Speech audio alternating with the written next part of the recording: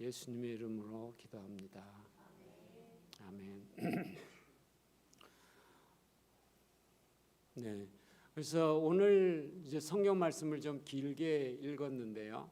그 말씀 안에 하나님께서 왜 절기를 지키라고 하시는지 그 의도가 딱 들어있죠. 왜냐하면 뭐예요? 잊어버리지 말아라. 나를 잊어버리지 말아라. 참 어떤 때 보면요, 하나님께서 좀 그러세요. 우리한테 우리가 뭐 별 그거 아니잖아요. 하나님한테 우리 인간이라는 우리 존재 자체가 별게 아니고 뭐 있으나 마나 할 수도 있는데 왜 하나님은 우리를 사랑하시고 또 우리한테 야, 나 잊지 마라. 나 잊으면 안 된다. 그러실 필요가 있는가? 하나님은 우리한테 늘 갑이잖아요. 우리가 을이고. 나 하나 없다고 하나님 부족한 거 있나요?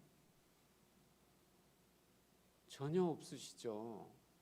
그런데 나한테 잘해주시고 날 잊지 마라.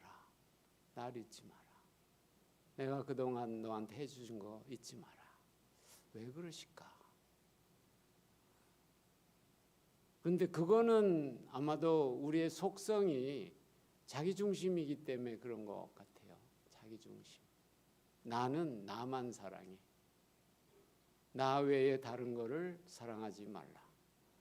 예, 하나님께서 그런 말씀을 하셨는데 그 말씀 안에는 우리의 진정한 행복과 그 삶의 진짜 중요한 핵심이 들어있기 때문에 거기에 진정한 행복과 진정 하나님의 그 뜻이 담겨 있기 때문에 그렇게 하는 건데 우리는 모든 거를 나 중심으로만 생각하고 살아가죠.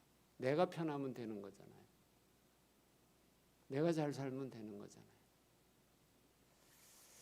그래서 오늘 신명기 말씀에서도 보면 왜 이런 걸 지키라고 절기마다 왜 이렇게 매년 돌아오는 거잖아요. 절기는.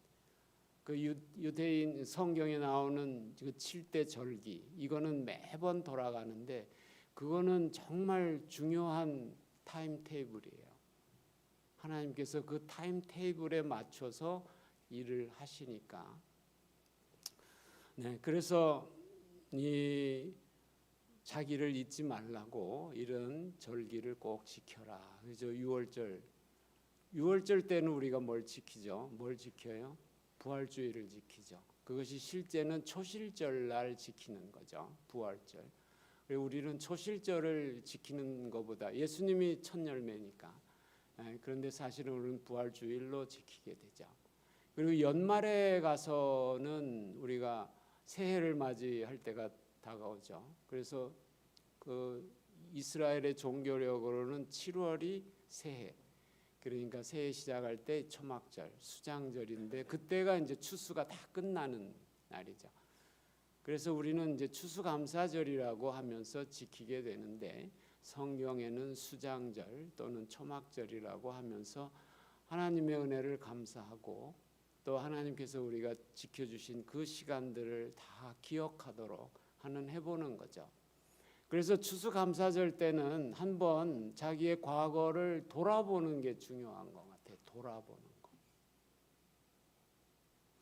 우리는 늘 앞을 보고 가야 되는데요. 근데 맨날 뒤를 돌아보는데 뒤를 돌아보면은 이제 돌아보고 깨닫는 게 있어야 되는데요. 그런데 뭐를 깨닫고 해야 되느냐? 뒤를 돌아보는데 어떤 사람은 뒤에 묶여서 사는 사람이 있어요. 뒤를 돌아보고 그거를 못 풀어. 누구 미운 거 있으면 그거 못 풀어. 누가 나한테 잘못한 거 있으면 그거 늘 기억하고 뭐 옛날에 저 사람이 나한테 이런 거 기억하는 사람, 과거에 묶여 있는 사람, 그 사람은요 아무것도 배운 게 없어요.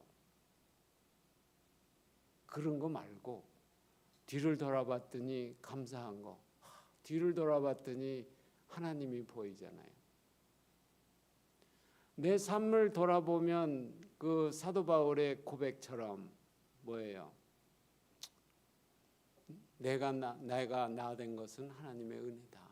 내가 그동안 그리스도를 핍박한 나인데 이렇게 나를 해주신 것은 그리스도의 은혜다.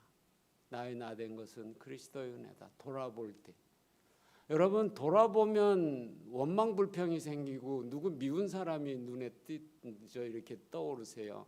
아니면 돌아보면 다 용서되면서 하나님의 사랑이 보이세요?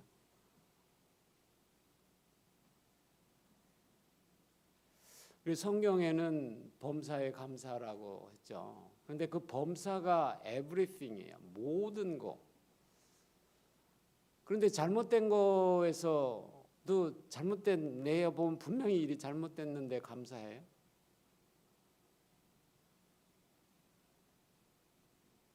그런데 그동안에는 제가 그건 불가능하다. 감사한 건 감사하고 아닌 건 아니라고 하나님한테 자기 마음을 털어놓는 게 맞지 않는가 그렇게 했는데 그 다음에 이제 범사에 감사하라가 어떻게 변하냐면 나쁜 상황에서도 좋은 일도 있지 않냐 하는 거죠. 그래서 그때 좋은 거 만약에 다쳤어도 내가 그 사고를 했어도 나 안 죽은 게 얼마나 감사해 이러면 더 나쁜 거죠. 그러다 무슨 일이 있어도 그 중에 또 괜찮은 건 있잖아요. 더 나쁜 걸 생각하면 늘 감사한 게 있잖아요. 그런 감사. 그래서 모든 거에 감사. 진짜 감사한 거는 감사한 거예요. 근데 지금은요. 내 눈에 나쁘게 보이는 것도 감사해야 되는구나 하는 것을 배우는 나이가 됐어요. 좋은 건 물론 감사하지만 내 눈에 보기에 나쁜 것도 감사해야 되는구나. 왜요? 지금 주님의 뜻대로 이루어 가고 있기 때문에 그 뜻 가운데 나에게 주신 주님의 기쁘신 뜻을 이루기 위하여 지금 내 앞에 이런 일이 펼쳐지는구나. 그거를 깨닫게 되니까 지금은 주님, 지금은 제가 모르지만 그래도 주님 감사합니다.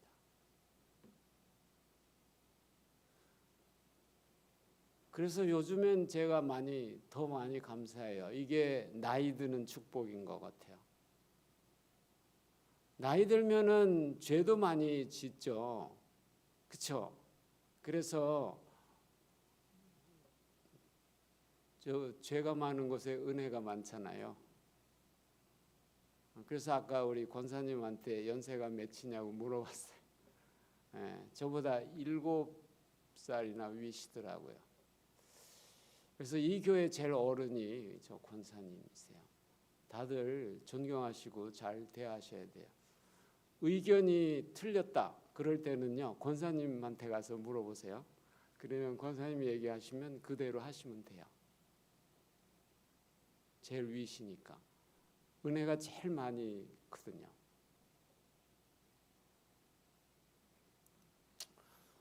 그런데 왜 은혜가 많은 줄 아세요? 나이만큼 죄를 지어갖고 그래요. 근데 그거 다 용서해 줬잖아요. 그러니까 은혜가 크죠. 그래서 제가 요즘에 제 아들들을 보면서 이렇게 쟤들 신앙이 저거 언제 크나 언제 크나 그런 생각들이 많이 들고 어릴 때 내가 이렇게 했더라면 더 좋았을 뻔했나. 그런데 뭐 그거 다 이미 지나가서 어떻게 되돌릴 수는 없고. 그런데 또 그러면서 나도 지금 갈수록 더 주님이 좋아지는 걸 보면 쟤들도 아직 어리구나. 좀 더 기다려야 되겠구나. 하나님이 나를 기다리시는 걸 생각하면서 요즘에 자식들 보면서 기다리는 마음 갖고 이렇게 살고 있어요. 그래도 주님이 아들을 셋 주시고 잘 키워주시고 다 결혼해서 이제 손주들이 이제 4명이 생겼어요. 그래서 감사하고요. 그래서 다 합치니까 딱 12명이에요. 그래도 더 많으면 좋겠는데 그래도 12명이라도 감사해야 되죠. 그래서 기억하라고 하나님을 기억하라는 거죠.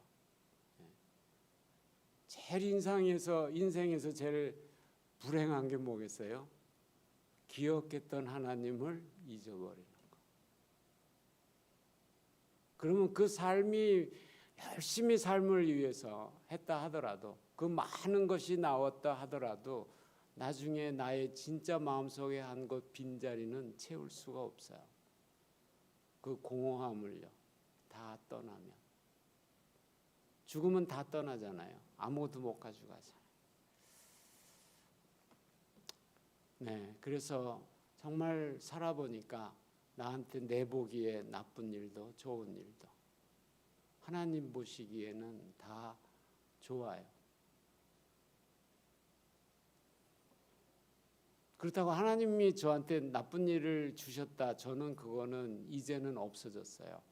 하나님은 나에게 좋은 거 외에는 안 주세요. 나한테 나쁜 일이 일어나는 것도 나를 좋게 만들어 가시고 성숙시키시려고 하는 것으로 사용하세요. 그러니까 내가 주변 환경이나 이런 것들이 내가 보기에 나쁜 거나 좋은 거나 중요한 건 뭐예요? 그 일을 통해서 주님을 더 기억하면 돼요. 좋은 일만 잘 생기면 어떻게 돼요? 교만해져 갖고 하나님을 잃어버려요.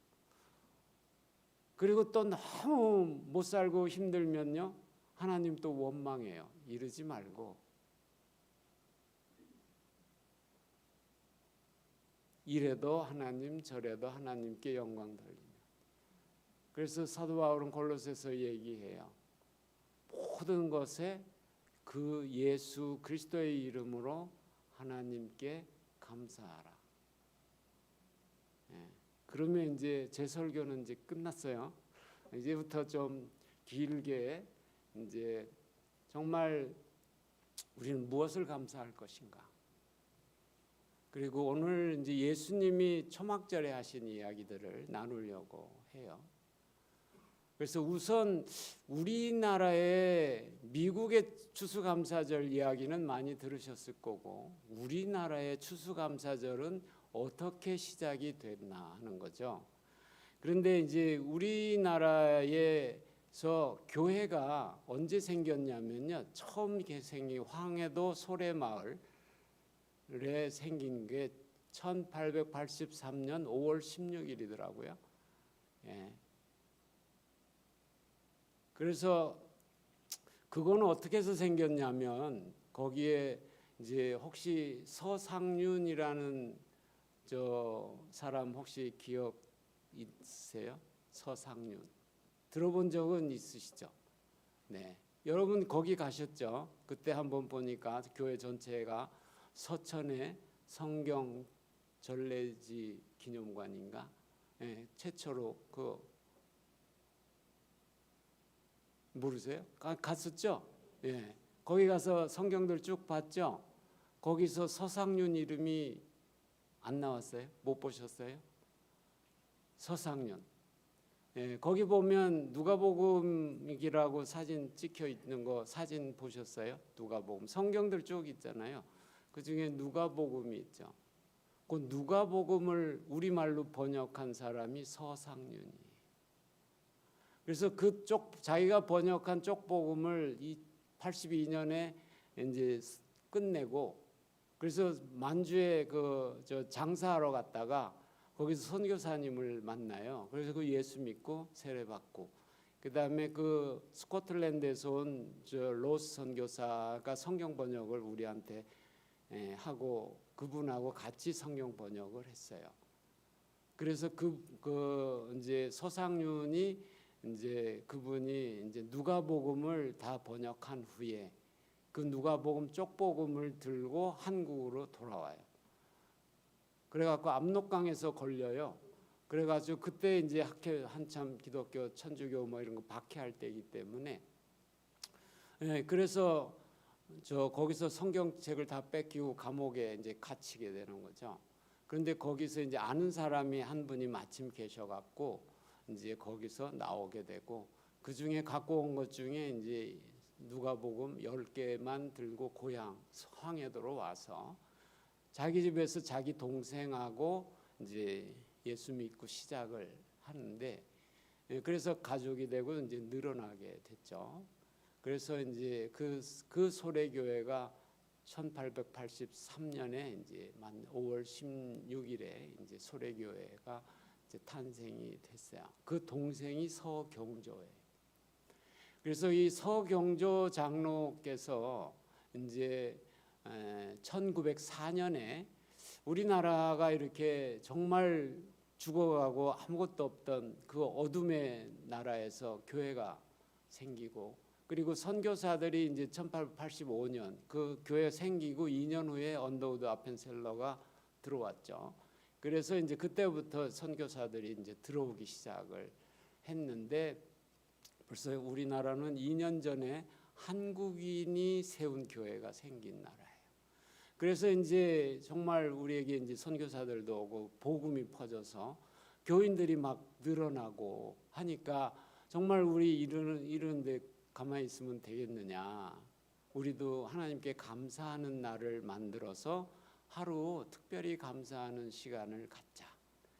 그래서 이제 이야기를 해가지고 회의를 해서 이제 1904년 11월 9월 달에 회의하고 11월 11일 우리식으로 하면 엊그저께죠. 빼빼로데이 때 그때더라고요. 그때인데 음력으로는 10월 14일. 그래서 결국 10월 보름 때 이제 그 추수감사절 절기를 처음 드렸는데, 이때 이제 드린 의도가 뭐냐면 이 곡식을 많이 주고 먹을 걸 많이 줘서 감사한 그게 아니고, 우리나라 이 어두운 나라 조선, 망해가는 이 조선, 1904년이면 뭐 일본 청나라 뭐 여기저기서 러시아 뭐 하고 난리 날 때잖아요. 그때 1904년.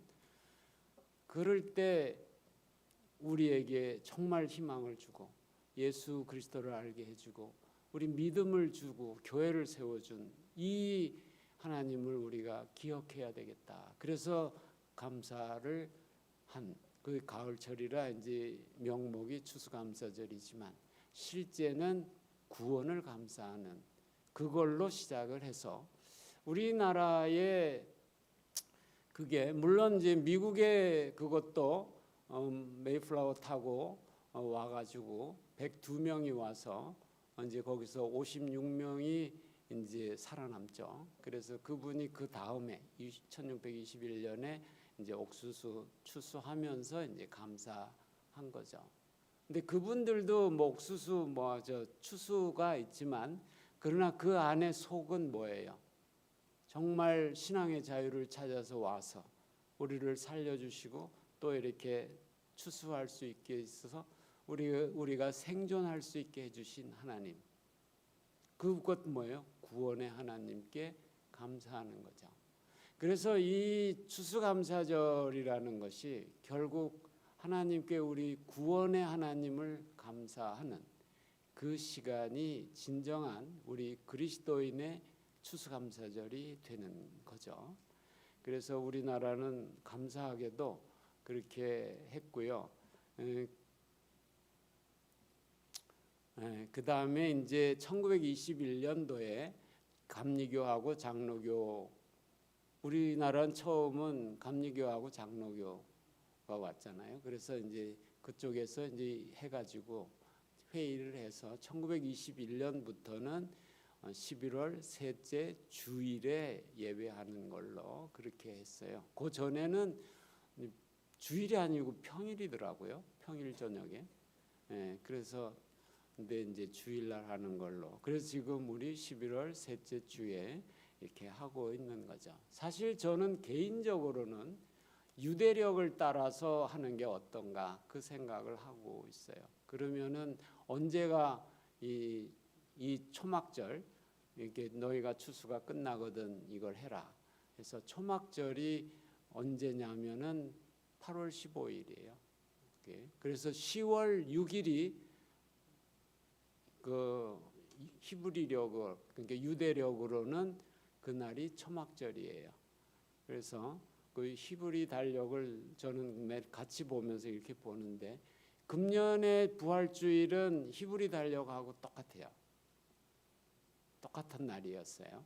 그게 이제 무교절의 주일인데 딱 그게 그 전주가 이제 6월절이 월요일인가 화요일이 6월절이고 그 다음에 초실절이 주일이기 때문에 딱 부활주일이 딱 그날 했고, 그래서 10월 이제 우리 거기가 맞추면 10월 6일이 이제 초막절이고 그때 추수감사절인데, 우리는 이제 그저가 기후가 틀려서 추수의 날이 좀 늦어지기 때문에 우리는 조금 늦게 하는 거죠. 골로새서에 보면은 뭐 그런 거 가지고 서로 싸우지 말라고, 날짜 뭐 월삭 뭐 이런 걸로 싸우지 말라고 하기 때문에 싸울 생각은 없고요. 우리는 하여튼 1년에 하루를 꼭 잘 잡아서 특별히 감사하는 날을 함께 갖는 것은 정말 중요한 것 같아요. 왜냐하면 우리가 사는데 지쳐서 하나님을 너무 많이 잊어버리고 살죠. 저도 매일 아침 오늘도 하나님께 영광 돌리고 하나님 즐거워하면서 살게 해주세요 하고서 나가는데도 그냥 거의 하나님 생각 안 하고 일 쭉 하다가 그냥 집에 돌아오고 있더라고요. 그리고 이제 집에 돌아와서 주님 참 그거 제대로 주님 그 생각 못 하고 살았지만 다 이렇게 잘 해주셔서 감사하다고 굉장히 감사하게 되죠. 그래서 이제 이게 지금 이렇게 돌이켜서 저의 삶을 살아보면 정말 내가 나 된 건 하나님의 은혜로 된 것이다. 그래서 지금 이 사도 바울처럼 내게 주신 그의 은혜를 헛되지 아니하기 위해서 저도 지금 수고는 하고 있지만 아직 이렇게 저를 돌아볼 때마다 아직 너무 미흡하고 이 설교할 때마다 정말 힘이 들어요. 그래서 저 제목 정하는데 되게 어렵더라고요. 이게 어휘가 좀 부족해서 그런 것 같아요. 어떤 분은 정말 잘하는데 저는 잘 못하고. 서론이 너무 길었네. 오늘 말씀을 보면 실로암 갈 때 실로암에 이제 초막절에는 일단 초막 요한복음은 절기별로 쭉 차례대로 돼 있어요. 그러니까 이 초막절은 예수님 돌아가시기 전에 6개월 전 초막절이에요. 그러니까 초막절 지나고 6개월이 지나면 뭐가 와요? 6월절이 오잖아요. 6월절이 1월이고 초막절이 7월이니까. 그러니까 이 초막절을 지나고 정확하게 6개월 후 6월절에 예수님이 돌아가시는 그 시간대의 일이 오늘 요한복음 이제 7장, 8장, 9장, 10장까지의 사건이 예수님 6개월 전에 일어난 일이에요. 그래서 이제 그 추수감사절에 어떤 일을 하느냐면 첫날부터 7일 동안 관제, 물 뿌리는 제사를 지내는데요. 그런데 이제 여리고성을 돌듯이 처음 7일, 6일간은 한 바퀴씩 돌고 마지막 날에 7바퀴 돌잖아요. 그래서 여리고성이 무너졌잖아요. 그런데 이 사람들은 이제 추수가 끝나면 땅이 건조하고 저수지도 없잖아요. 그러니까 물이 와야 돼. 비가 내려야 돼. 그래서 이른 비가 오면 한 달 지나서 이제 이른 비가 오면 그 다음 달에 뭘 하냐면 이른 비가 오면 밭을 갈아요. 그 다음 달에 보리씨를 뿌리고 그 보리씨를 언제 하냐면 그 다음에 언제요? 맥추절 때 맥추절이 아니라 초실절 때 보리를 추수하고 그 다음에 보리 심은 다음에 한 달 후에 밀을 심어요. 그 다음에 그거는 언제 추수하냐면 초실절하고 50일 지난 이제 오순절 때 그게 맥추절. 그때 밀을 추수하게 돼요. 그리고 4개월 후에 이제 모든 추수가 끝나서 이제 초막절을 지내요. 그러니까 이제 그 사마리아 여인 때 그런 얘기가 나오죠. 너희가 4개월이 지나야 추수할 때가 이르겠다 하는데 보라 휘어져 추수할 때가 바로 지금이라 이 말씀이 나오죠. 그러니까 4개월이 지나면 추수하죠. 그럼 4개월 전은 무슨 계절이에요? 맥추절이잖아요. 그러니까 오순절이잖아요. 그래서 거기서 이제 샘물 얘기가 나온, 그거 미리 얘기를 했네요. 다음 얘기를 해야 되는데, 네, 이때 이렇게 이제 실로암 연못에 가서 물을 떠가지고요, 그걸 와서 제단에 와갖고 물을 뿌려요. 물을 쭉 뿌려요. 그러면서 기도해요. 그리고 물 들어갈 때도 기도하고, 그래서 호산나를 외치면서, 호산나 뜻은 아시죠? 우리를 구원하소서. 그런데 그게 뭐냐면 뭐예요? 우리에게 이른 비를 주소서죠. 농사를 잘할 수 있게 비를 내려 주소서. 그게 그들의 외침이에요. 호산나가. 그러면서 이제 한 번 돌고 두 번 돌고 그 일곱째 날에 이제 그것이 이제 축제 끝날이죠. 그날은 7번 왔다 갔다 해요. 그리고 제단에서 7번 물을 뿌리면서 그러면서 이제 물을 주세요. 비를 주세요. 그래서 내년에도 또 풍성하게 열매 맺게 해주세요. 이거를 하는 게 이제 초막절의 그 물 축제예요. 네, 그때 이제 들고 다니는 거가 있는데 그게 이제 오늘 아까 읽은 종려나무 가지, 무성한 나무 가지, 버드나무 가지, 요 세 가지를 묶어 가지고 이거를 들고 이걸 외치면서 이제 가요. 호산나를 외치면서 물 뜨고 와서, 그리고 이제 그때는 이제 사람들도 제사장 뜰까지 들어갈 수 있어요. 제단이 있는 데가 제사장만 들어가잖아요. 거기까지 들어가요. 그러니까 어떻게 해요? 그 기회를 놓치면 안 되죠. 네, 그래서 그 다음에 아름다운 실과 요 네 가지인데, 실과는 뭐 들고 다닐 수가 없어서 가지. 이 가지를 가지고 초막을 만들어요. 그래서 이제 이 가지를 이제 보면서 여러 가지 생각을 하게 되겠죠. 그래서 아름다운 실과는 이제 가나안에 들어가서 너희들이 얻을 이 열매, 그걸 상징하게 되죠. 그래서 가나안에 들어가서 이 어떤 풍성한 삶, 열매 맺는 삶, 이거를 이제 상징해서 그거를 이제 가지라고 그랬고, 그 다음에 종려나무 가지는 광야에서 사는 동안에 제일 필요한 게 뭐 먹을 것도 필요하지만 물이잖아요. 종려나무 있는 데는 뭐가 있어요? 오아시스가 있잖아요. 그러니까 이 종려나무는 이 목마름을 해결해 줄 수 있는 그거를 상징하니까 우리에게 뭐를 줘요? 아, 저기 가면 물이 있구나. 그럼 뭐예요? 이 목마름을 물을 먹을 수 있겠구나. 그 희망이 있죠. 기쁨이 있죠.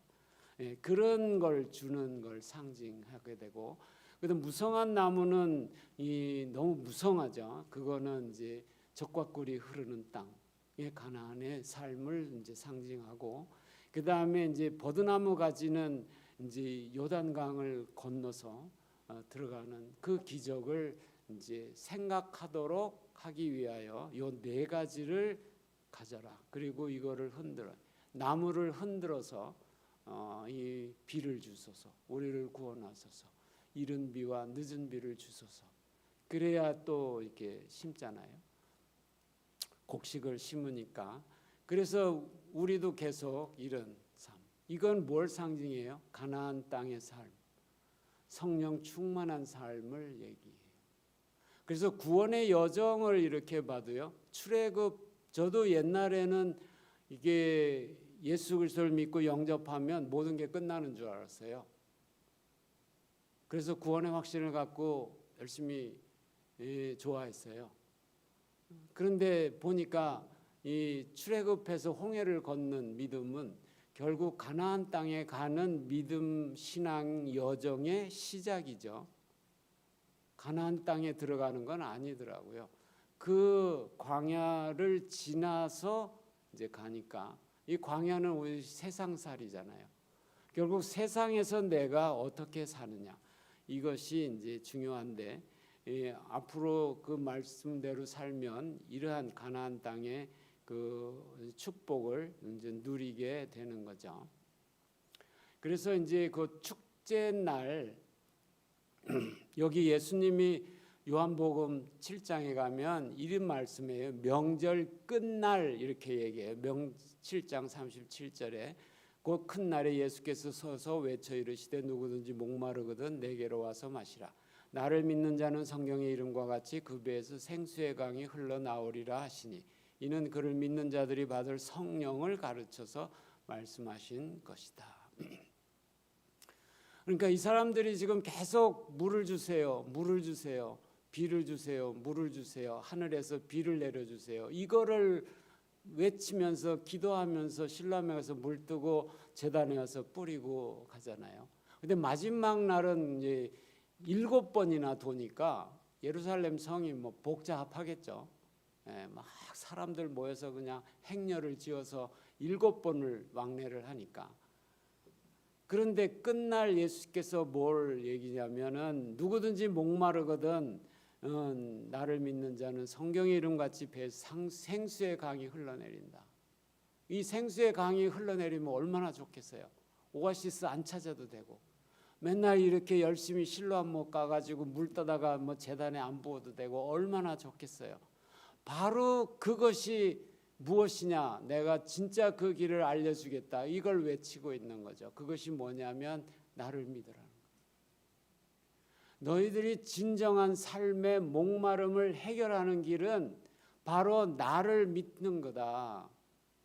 그러면 나를 믿으면 그 배에서 생수의 강이 흘러 내려와서 그 삶이 정말 풍성하고 충만하고 그 윤택해질 거다. 그거를 외치신 거가 그걸 보면서 외치시는 거죠. 이들이 그 일은 해도 정말 옆에 계신 예수님을 못 보고 그 다음에 그 예수님의 진정한 부르짖음은 몰랐던 거죠. 그래서 이 사람들은 계속해도 매년 목마르죠. 매년 물 달라고 외쳐야 되죠. 근데 예수님을 믿으면 그것이 다 해결이 된다. 바로 너희들이 원하는 것. 그러니까 예수님은 뭐를 외치신 거냐면은 결국 나를 믿고 성령을 받는 길이 너희 삶이 정말 물이 채워지고 늘 물이 풍성한 그런 삶이 된다. 이거를 얘기하시는 거예요. 그래서 우리가 첫 번째 감사해야 되는 것이 뭐예요? 세상 뭐 오늘 이 과일을 많이 주셔서 감사합니다. 물론 감사하지만 그렇지만 진정 우리가 감사해야 될 것은 나에게 주님을 알게 하시고 하나님을 알게 하시고 예수님을 또 믿게 하시고 나에게 영생을 주시고 그 믿음으로 살게 하시고 그 다음에 성령을 주셔서 정말 내가 늘 주님 앞에서 승리하면서 살아갈 수 있게 그렇게 해주신 것을 정말 감사해야지 된다는 거죠. 그 에스겔서에서도 보면은 그 벌써 이것들을 암시하고 있어요. 그래서 거기 47장 1절에 가면 그가 나를 데리고 성전 문에 이르니 성전의 앞면이 동쪽을 향하였는데 그 문지방 밑에서 물이 나와 동쪽으로 흐르다가 오른쪽 제단 남쪽으로 흘러내리더라. 그래서 이 물이 점점 깊어지잖아요. 그러니까 성전에서 물이 나왔죠. 예수님은 요한복음 4장에 예수님은 샘이죠. 그 샘에서 물이 계속 흘러 나와서 사마리아 여인도 목마른 것이 다 해결이 돼서 나중에 뭐예요? 물동이를 버리고 가잖아요. 그게 해결된 모습이잖아요. 예수님이 성전이잖아요.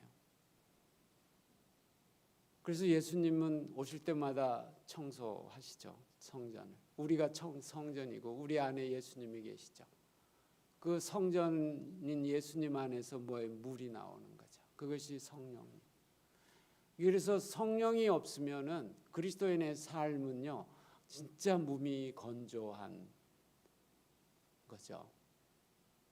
물을 길어 올리려고 해도 드레박이 없어서 이 물이 깊은데 어떻게 하겠습니까?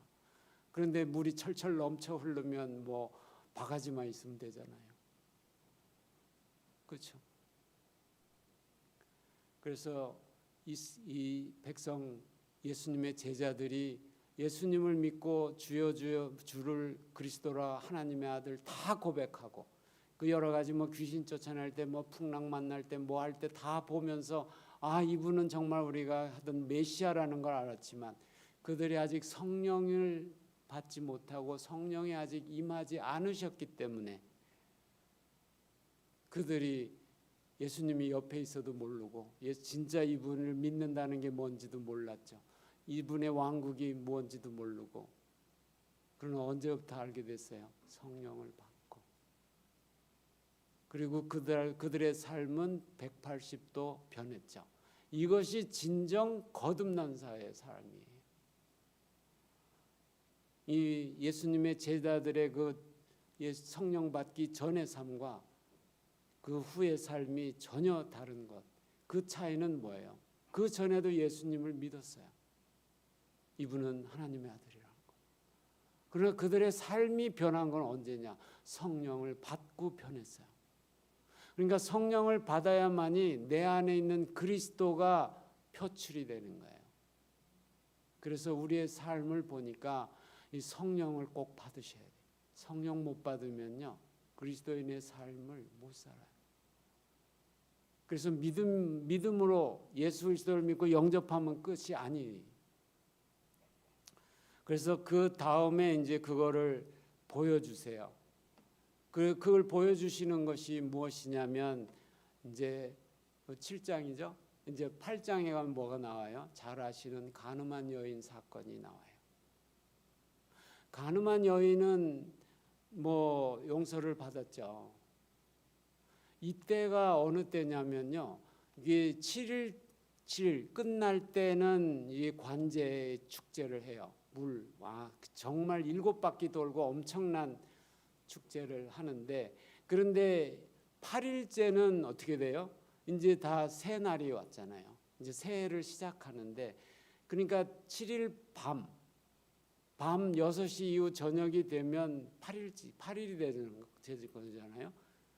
그러니까 8일 전날이 6월절도 저녁 6시부터 이후가 이제 전날 밤이 우리는 아침 0시부터지만 그때는 저녁 6시부터니까 그러니까 8일은 언제부터 시작하냐면 7일 저녁 밤.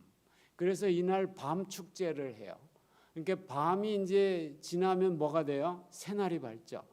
그래서 밤에 우리 새해 올 때 되게 불꽃놀이 같은 거 하듯이 그날 빛의 축제를 해요. 이제 물의 축제가 아니고 불의 축제가 이제 7일 동안 물의 축제고 8일째 되는 저녁 날 그날 이제 빛의 축제를 해요. 그래서 여인의 뜰 구조 좀 아세요? 요즘엔 제가 이걸 잘 안 보여줘가지고 그림 보면 이제 그 여인의 뜰이 있고 남자의 뜰이 있고 제사장의 뜰이 있잖아요. 네, 그렇게 이제 구별이 되는데 여인의 뜰에서 횃불을 크게 높이 올려요. 그러면은 예루살렘 성이 산 꼭대기에 있기 때문에 예루살렘 시내 전체가 환해진 모든 예루살렘의 시민은 다 그걸 볼 수 있어요. 우리가 불꽃놀이 하면 워낙 공중에 뜨니까 아무리 멀어도 굉장히 멀어도 볼 수 있듯이 이때는 산 꼭대기에서 불을 비추니까 예루살렘 사는 사람들이 다 그거를 빛을 볼 수 있어요. 아, 정말 새날이 왔구나. 그래서 그날은 빛이 됐기 때문에 그래서 8장에 예수님 뭐라 그래요? 나는 세상의 빛이다. 그 말씀을 그래서 하시는 거예요. 그런데 그날 무슨 일이 있었냐면 아침에 예수님이 이제 감람산에 저녁 때 가셨다가 그러니까 예수님이 감람산에 가셔서 보셨죠. 예루살렘 성 건너편 산이 감람산이니까 거기서 이렇게 보니까 밤 축제를 하고 그걸 다 끝나는 걸 보면서 감람산에 가셨다가 아침에 다시 성전에 들어오시니 백성들이 예수님 앞으로 나와 있어요. 그런데 이때 뭘 하시냐면 앉으사 그들을 가르치시더니 요 말이 있어요. 가르치셨다. 그래서 예수님이 앞에 아침에 와서 백성들 사람들을 불러놓고 하나님의 말씀을 전하고 있었어요. 이 산상수훈 같은 설교를 하고 있었죠. 그런데 사람들이 듣고 있었을 거 아니에요. 그러니까 산상수훈 같은 말씀을 하셨겠죠. 너희가 마음에 음욕을 품어도 간음한 자니라, 뭐 미움을 품어도 살인한 자니, 이런 얘기를 하셨을 거 아니에요. 빨리 하나님께 돌아오라고, 정말 이제 생수를 너희들이 얻으라고 했을 거 아니에요. 그런데 그때 이제 간음한 여인이 오는 거죠. 사람들이 잡아가지고 현행범. 그래 묻습니다. 모세는 율법에 이러한 여자를 돌로 치라 명하거니와 선생님은 어떻게 말씀하시나이까? 그래서 이제 예수님을 죽이려고 6개월 전이니까 이들이 죽이려고 엄청 이제 많이 모의를 사실은 할 때거든요. 그래서 이제 했는데 그때 뭐라고 그랬어요? 그럼 뭐를 썼어요? 뭐를 썼는데 정확히 말씀은 안 나오니까 뭘 썼는지는 사실 아무도 몰라요. 추측은 해서 뭐 이런 소리를 하는데 저는 뭐 이걸 썼겠다는 생각은 있는데 오늘 시간상 그건 안 하고, 그리고 나서 이제 하도 뭐 어떻게 생각하냐 빨리 얘기하라고 그러니까 돌로 쳐야 돼 말아야 돼 막 말 얘기를 하니까 쓰다가 말고 일어나서 뭐요? 죄 없는 자가 먼저 돌로 치라. 그리고 이제 쓰고 있으니까 어떻게 해요? 그들이 말씀을 듣고 양심의 가책을 느껴 어른으로 시작하여 젊은이 하나씩 나가고 오직 예수와 그 가운데 섰던 여자만 남았더라. 이렇게 돼 있죠. 근데 영어로 이렇게 보면요, 뭐로 돼 있냐면요, 여기 어른이라는 표현이 가장 나이 많은 사람. 그래서 재밌더라고요. 이게 양심의 가책을 받아도 순서가 있구나. 제일 나이 많은 사람부터 양심의 가책을 받고, 왜냐하면 좀 전에 말씀을 들었잖아요. 뭐 마음에 간음해도 이미 간음했다. 뭐 누굴 미워해도 살인했다. 뭐 원수를 사랑하고 뭐 해라. 뭐 이런 얘기 한참 들었잖아요. 그런데 죄 없는 자가 치라 그러니까 거기서 벗어나실 분이 있으세요? 누구 한 번도 안 미워하신 분 있어요? 원망불평 안 하신 분 있어요? 뭐 생각은 들어가죠. 중요한 거는 생각은 올 수 없어요. 누구 미워하는 생각 뜰 수 있어요. 그러나 그거 내 생각으로 잡으면 안 돼요. 그냥 지나가게 두세요. 그러면 괜찮아요. 새가 날아가는 건 어쩔 수 없잖아요. 그런데 새 머리에 둥지를 트는 건 막을 수 있잖아요. 네, 그래서 뭐예요? 말씀의 양심의 가책을, 말씀을 처음에 들었기 때문에 온 것 같아요. 여기 보면 처음에 가르치시더니 이 말씀이 있거든요. 그래서 말씀을 듣고 율법 얘기도 듣고 뭐 용서 뭐 이런 얘기를 들으니까 나이 많은 사람이 죄가 제일 많죠. 그래서 오늘 아까 제가 이제 권사님한테 연세가 몇이세요? 했더니 저보다 7살 위이시더라고요. 그래서 우리 권사님이 제일 은혜를 많이 받으신 분이구나. 그래서 감사가 제일 많으실 거예요. 그 다음에 이제 저예요. 제가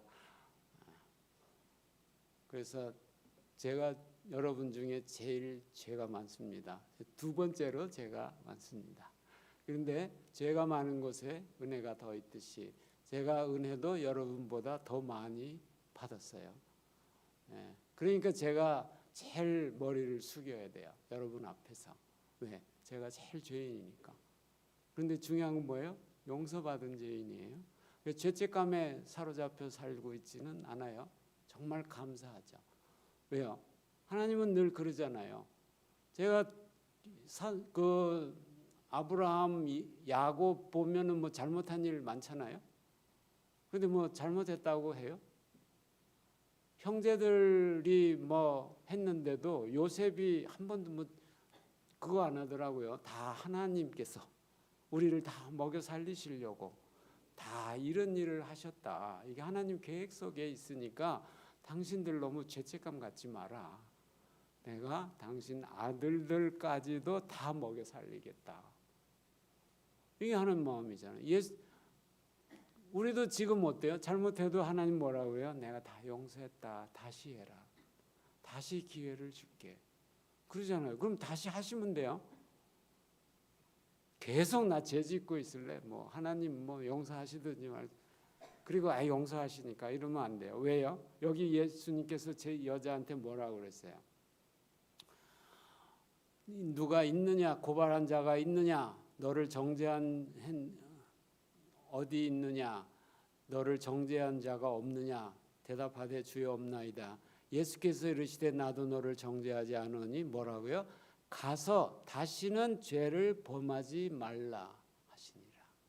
근데 어떻게 하면 죄를 범하지 않을 수 있냐면 이어서 말씀하시되 나는 세상의 빛이니 나를 따르는 자는 어둠에 다니며 생명의 빛을 받으리라.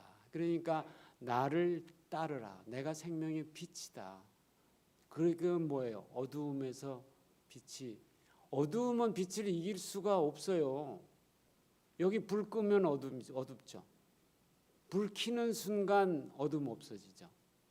내가 빛에 나오면 어둠은 없는 거예요. 어둠이 있으면요, 내가 어둠을 끌어들이는 거예요. 왜? 내가 뭐예요? 그 시간에 불을 끈 거예요. 어둡죠. 근데 불 켜면 어떻게 돼요? 어둠이 다시 없어져요. 그래서 우리가 빛 가운데, 예수님 따라가는 게 빛 가운데 가는 거죠. 그 실수할 수 있어요. 그렇지만 하나님은 뭐예요? 내가 또 다시 기회 줄게. 또 용서해 줄게. 나 너를 묻지 않아. 그래서 아브라함이 뭐 잘못했어도 뭐 아무 말도 안 하시더라고요. 야곱도 뭐 이상한 짓 좀 하고 뭐 사기도 좀 치고 했는데 아무 말도 안 하죠. 계속 복 주셔. 요셉도 보면 다 나중에 보면 계획이 있으셨어요.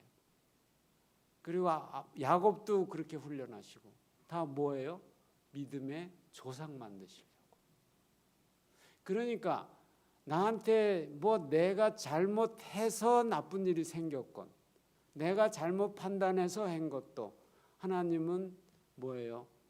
그걸 잘 쓰셔갖고 나로 하여금 깨닫고 돌아오게 해주시는 그 마음을 주시는 거죠. 그래서 하나님이 정말 좋아요. 그러니까 뭐예요? 하나님을 즐거워하는 거예요. 하나님이 진짜 좋다. 이 표현이 하나님을 즐거워하는 거예요. 나 하나님 진짜 좋아. 정말 우리 삶에서 해야 될 일은 뭐예요? 정말 저거 진짜 잘 만들었더라고요. 소요리 중에 가장 잘 만드는 거 저거 딱 한 구절. 먹든지 뭐하든지 하나님께 영광 돌리는 삶. 그 다음에 하나님 너무 좋아요. 하나님 사랑해요. 그게 즐거워하는 삶이죠. 하나님 그냥 내 옆에 있으면 그냥 좋아요. 뭐 안 주셔도 좋아. 그분께 다 내 거니까. 지금 안 주시면 뭐 다음에 또 주실 거 아니에요. 그래서 다시는 범하지 말라. 그래서요, 그냥 믿고 땡이 아니에요. 믿음은 다 끝난 게 아니라 출애굽이 곧 가나안으로 가는 시작일 뿐이에요. 우리가 예수 그리스도를 믿고 회개하고 영접하고 믿고 고백하고 세례 받는 거, 이것은 믿음의 여정의 시작이지 구원이 끝난 건 아니에요. 그 다음에 뭐가 있어요? 광야에서 나의 구원이 이루어지는 거예요. 그래서 이스라엘 백성들이 왜 거기서 망했을까? 왜 못 들어갔을까? 생각해 보니까요, 그들이 성령을 못 받았더라고요. 광야에서. 내 힘으로는 절대 죄를 이길 수 없어요. 그래서 사도 바울도 이겨보려고 하는데 안 돼서 뭐에 오호라 나는 공고하다. 그 다음에 바로 8장에 뭐가 나와요? 7장 끝에는 그 다음에 성령이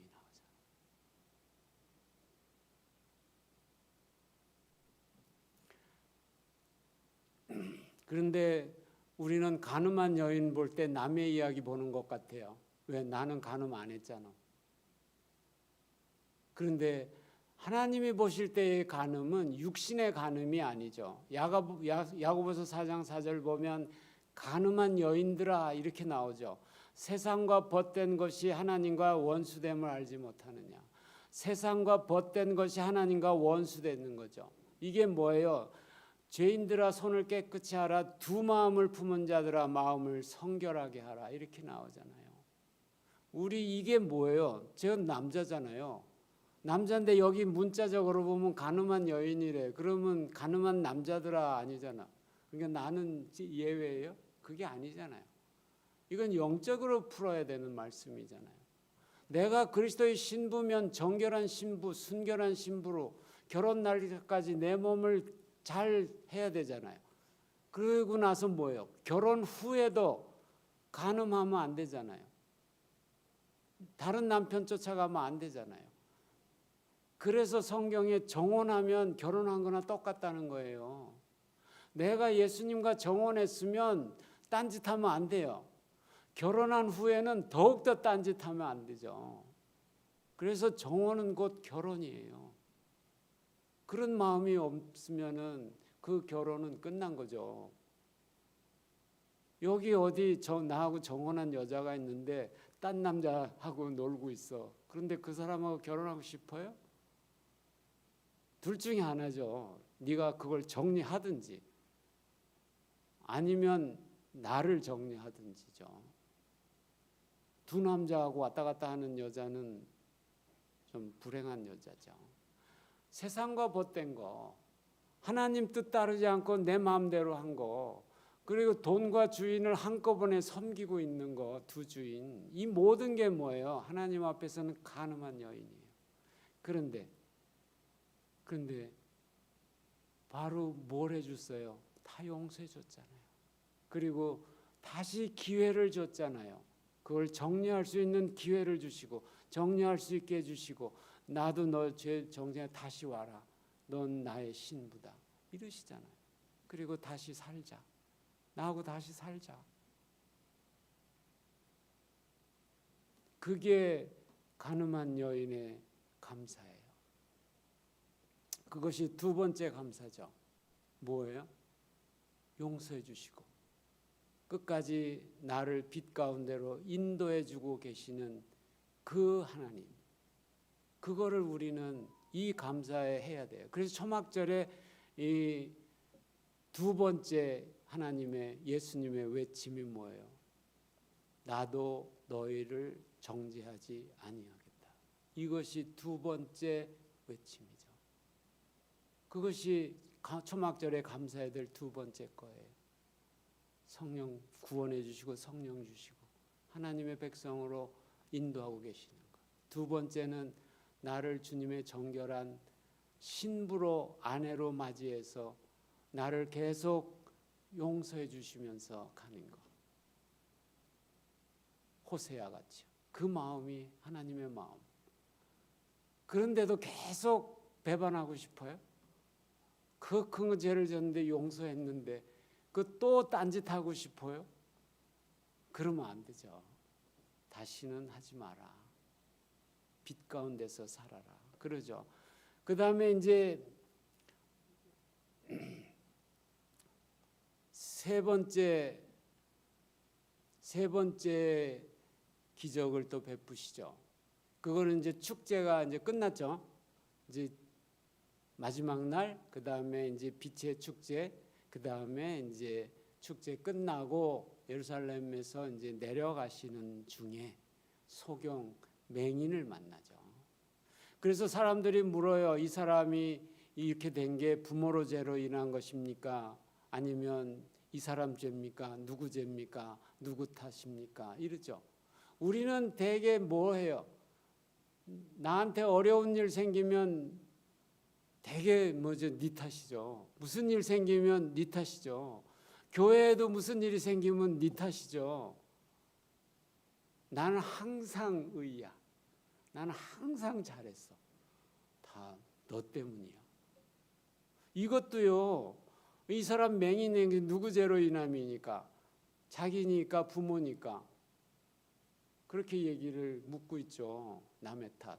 이 탓해서 해결되는 건 하나도 없죠. 항상 뭐예요? 내가 변하면 상대가 변해요. 내가 이렇게 살다가 보니까요. 잔소리해서 변하는 사람 하나도 없어요. 저희 집사람이 제가 좀 부족하니까 이래저래 잔소리를 꽤 하는데요. 아직도 포기하지 않았냐고 내가 묻는데 아직도 여기도 그런 것 같아요. 아직도 포기 안 하신 분들이 꽤 되죠. 그 참 이상해요. 포기가 안 돼요. 근데 또 알아. 변하지 않는 걸 또 알아. 알면서도 또 해. 그게 습관인 것 같아. 그래도 그걸 듣는 사람은요, 그렇게 해석은 하세요. 아, 이 사람이 아직도 나를 사랑하는구나. 그래서 이제 했는데 예수님이 특별한 말씀을 하시죠. 이 사람이나 그 부모의 죄로 인한 것이 아니라 그에게서 하나님이 하시는 일을 나타내고자 합니다. 그렇죠?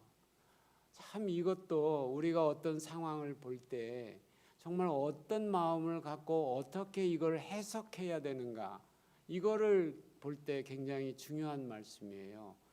그에게서, 아니면 이 일을 통하여, 아니면 이 환경을 통하여, 나에게 주신 병을 통하여, 나에게 주신 고통을 통하여 뭐예요? 그에게서 하나님의 일을 나타내고자 하십니다. 이 마음에 들면 그 다음에 이제 아멘이에요. 근데 이 마음이 들기가 되게 어려워. 누구 탓이지? 그냥 된장, 난 뭐 잘못했나? 벌 받았나? 뭐 이 생각부터 제일 먼저 들죠. 그런데 여긴 뭐예요? 그거 한 말씀 안 하세요. 그에게서 하나님이 하시는 일을 나타내고자 한, 그게 지금 현재 나한테 일어나고 있는 일이에요.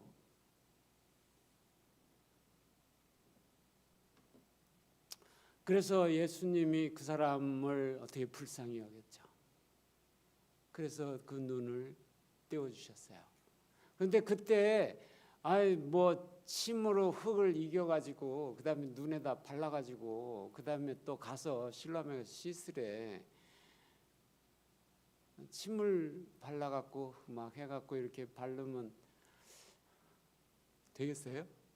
요새 저기 며느리들이 저기 시어머니한테 애 안 맡기는 거는 하루는 이제 시어머니 맡기고 이제 애 찾으러 왔더니 아니 할머니가 자기 이렇게 먹다가 씹어서 자기는 그 좀 씹어서 부드럽게 준다고 씹어갖고 애한테 먹이더래요.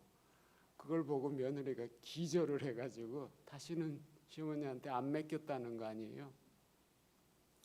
이것도 뭐 침 발라가지고 막 흙을 한 다음에 그걸 막 눈에다 갖다 붙여.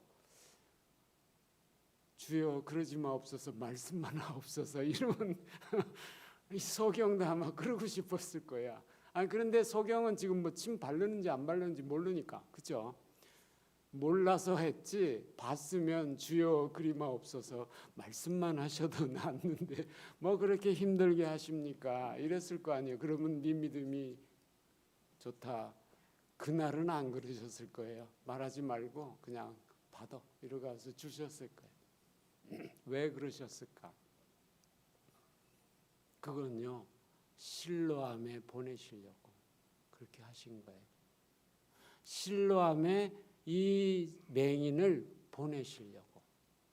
그래서 그날 실로암 못은 뭐가 돼요? 보내심을 받았다가 되잖아요.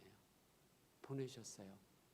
지금도 우리가 실로암에 주님이 보내시려고 이 작업을 지금 하고 계시는 거예요. 나 같은 사람 불러다가 이 길게 이렇게 듣고 계시는 거예요. 지금 실로암에 보내시려고. 그래서 뭐 하시려고요? 하나님의 이 말씀, 이 영적인 말씀을 깨달아야 돼요. 왜 이런 일들을 벌리셨을까? 그 안에 보면요, 다 영적인 말씀이 밑바닥에 쭉 깔려요. 우리가 성경을 볼 때 제일 높은 단계가 이 말씀의 영적인 의미를 발견하는 거예요. 왜? 어차피 하나님 보이지 않잖아요. 보이는 걸로 하나님을 판단하면요, 수준이 낮아요. 잘못되는 걸로 하나님 감사할 수 없잖아. 그런데 정말 하나님을 알게 되면 내가 잘못되게 보이는 거 또 감사할 수 있잖아요. 그게 달라요. 그래서 성경 보는 수준이 있어요.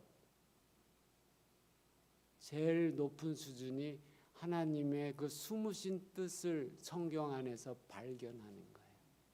그것이. 그래서 저는 그냥 성경을 깊이 알려주는 거, 그것이 제 사명이라고 생각해서 저는 뭐 딴 얘기를 잘 못하기 때문에 성경만 드립하고 있어요. 네, 그래서 보내심을 받아 실로암에 갔죠. 실로암은 어떤 곳이냐면 사람들이 나를 구원하소서 하고 외치면서 물을 구하러 간 곳이 어디예요? 실로암 못이죠. 그리고 저 사마리아 여인은 왜 우물에 갔어요? 그 물이 있어야 오늘 저녁에 먹고 일을 하니까 그 물이 필요하니까 그래서 간 거죠. 그게 뭐예요? 예수 그리스도죠. 결국 영적으로 보면 이 소경, 이 맹인을 예수님 자신에게로 보내신 거예요. 자신이 만나 주신 거예요. 실로암에서. 그래서 이제 실로암에서 눈을 뜨죠. 그래서 새 세상을 보게 되잖아요. 그동안 어둠 속에서 아무것도 보지 못하고 상상만 했었죠. 이 실로암. 그래서 이 소경 맹인을 그날 실로암에서 그 기쁨을 누리게 하시려고, 예수님을 만난 그 기쁨 누리려고. 왜 사람들이 실로암에 왔다 갔다 했는가? 근데 그 실로암의 물이 축복의 물이었죠. 그래서 그걸 발랐더니 씻었더니 그 죄에 다 씻음 받고, 그 다음에 맹인이라도 죄가 없었겠어요? 무슨 생각들 많이 하지 않았겠어요? 원망 불평 안 했겠어요? 왜 나는 소경으로 태어났습니까? 어느 날은 부모한테 원망하고 어느 날은 하나님 나는 뭡니까? 이러고 원망하지 않았겠어요? 그 뭐예요? 다 죄진 거죠. 하나님이 이 몰라서 그런 거죠. 그에게서 하나님이 하시는 일을 나타내고자 하는 그 믿음이 있었더라면 오히려 그 가운데서도 찬양할 수 있었죠. 그래서 이 장애인들의 그 시나 그런 거 찬송 보면 정말 감동되는 게 많잖아요. 그래서 이 어려움이 왔을 때 나중에 우리는 뭘 고백하게 돼요? 고난당한 것이 내게 유익이다. 그로 인하여 내가 주님을 알게 되고 주님의 말씀을 깨닫게 되었구나. 그 고백이 우리가 나와야 되는 거죠. 그것이 그래서 세 번째 우리가 감사해야 될 게요. 이 실로암에서 씻고 우리의 눈이 바뀌어야 돼요. 우리의 눈이 거듭나야 돼요. 그래서 우리는 보는 걸로 따르지 아니하고 보지 못하는 거, 그걸 따라가야 돼요. 그것이 뭐예요? 빛을 따라가는 거죠. 그래서 그 다음에 무슨 말씀을 하세요? 이 맹인을 고친 다음에 뭐냐면 너희가 맹인이면 죄가 없으려니와 본다고 하니 너희 죄가 그대로 있다. 그리고 보지 못하는 자들을 보게 하고 보는 자들은 맹인이 되게 한다. 이게 예수님이 하시잖아요. 그러면서 그 다음에 무슨 말씀을 하세요? 나는 양의 문이다. 나는 선한 목자다. 그 얘기를 하시잖아요. 결국 우리 눈을 뜨고 뭐를 발견하게 됐어요? 예수님이 참 목자구나. 예수님이 진짜 나의 목자구나. 내가 진정 목숨 걸고 따라가야 할 분은 바로 선한 목자 예수 그리스도구나. 그거를 눈이 된 다음에 이 맹인이 발견한 거죠. 주여 믿습니다. 고백하잖아요. 그리고 절하잖아요. 주여 내가 믿나이다 하고 절하니라. 그래서 지금 이게 세 번째, 우리 눈이 떠진 거. 우리 눈이 영안이 떠져서 이 하나님의 말씀을 보고도 감사하고 보이지 않는 하나님을 믿고 따라가고 감사하고 찬양할 수 있게 된 거. 이것이 진짜 하나님의 은혜고 하나님께 감사할 거죠. 그래서 오늘 이 초막절, 추수감사절, 이때 추수 다 끝나고 이때 우리가 기억해야 될 게 이 세 가지예요. 하나님을, 예수 그리스도를 믿고 성령을 주셔서 우리를 계속 인도하고 계시는 것. 언제까지냐면요, 우리가 죽을 때까지 인도하세요. 그거, 그 다음에 우리의 지은 죄, 그리고 앞으로 지을 죄도 다 용서를 해주시는 거. 그러면서 자백하고 가야죠. 용서해 주시는 거.